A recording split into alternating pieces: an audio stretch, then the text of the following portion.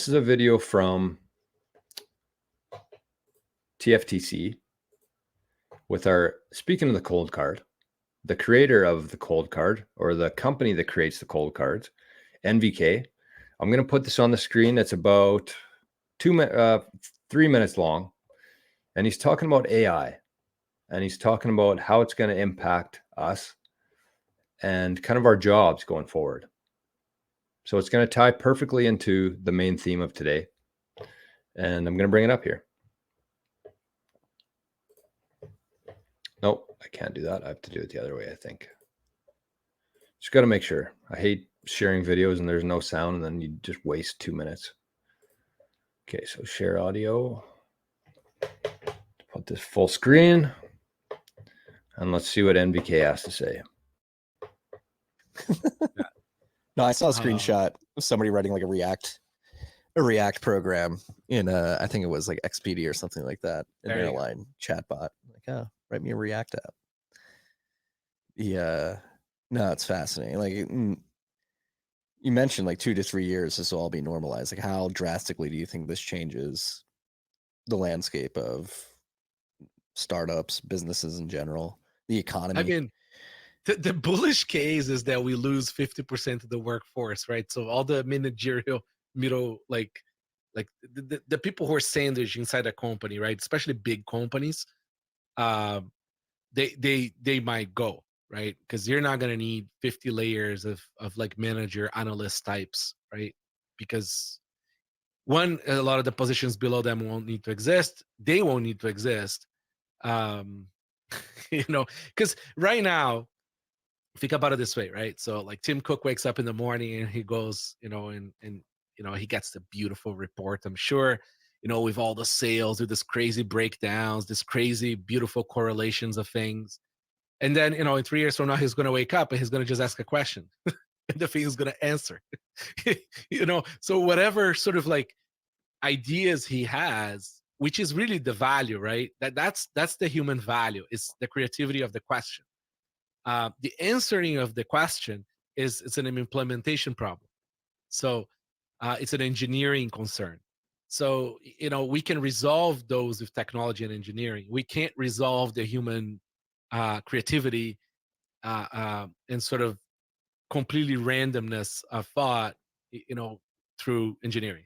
So positions that ask questions, the people who come up with great questions are going to be paid very well.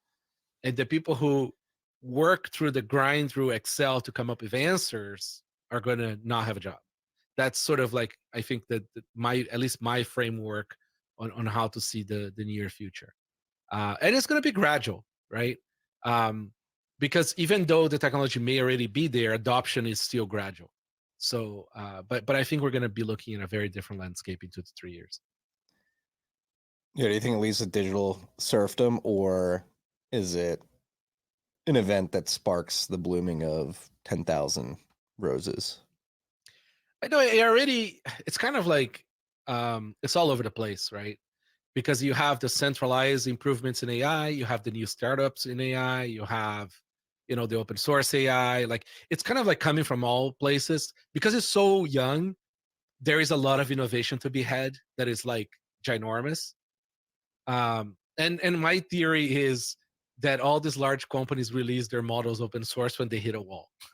Every time they hit a wall, they go like, fuck it, release open source, let the crazy kids sort of improve it, and then we essentially acquire them for hundreds of millions of dollars, and then we improve again, and the cycle continues. Yeah, it feels like ChatGPT is hitting a wall.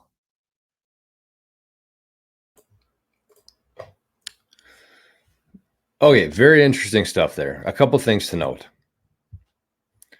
So he said that AI in 2 to 3 years, this isn't 10 or 20 years. He says that AI in 2 or 3 years will cut out half of the workforce.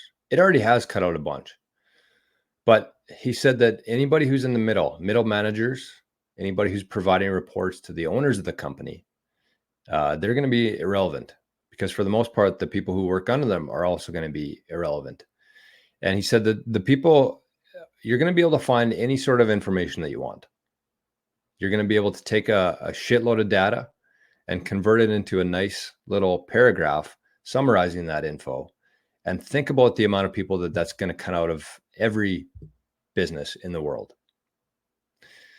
2 to 3 years, that's going to happen. So if you are somebody who is doing spreadsheets, writing reports, not for your boss but for your clients as well. And he talks about accounting and this stuff and what he thinks is going to happen with accountants. And believe it or not, when I left the public accounting industry in 2021, I worked there for just about 10 years.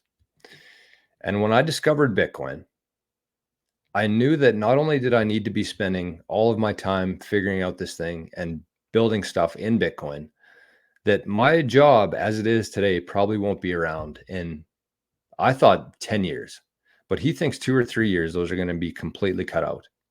So I would recommend watching this episode. It's about 2 hours long, but very informative stuff. And take this stuff seriously, because NVK is a person who is building here. This isn't his opinion. He's seeing it every single day. He built his own AI platform. It's called chat.unleashed or unleashed.chat, one of the two. But it accepts Bitcoin for the AI doing jobs.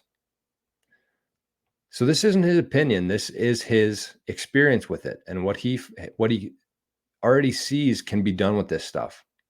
And logically thinking through things, you can see what's going to happen here. And I know that is very scary for a lot of people, especially if you're somebody out there who is in that type of position, because you're still going to have to put food on your table. And during that transition, that's where things are going to get really nasty for a lot of people. And so kind of going back to that quote that we had up here a little while ago from Eric, it says, I'm realizing more and more at how absolutely unhinged everything is going to get and how childish most people are in believing that someone will come to save them.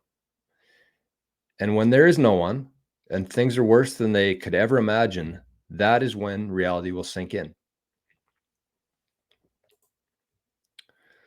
And so today's show is titled All Aboard the Bitcoin Lifeboat.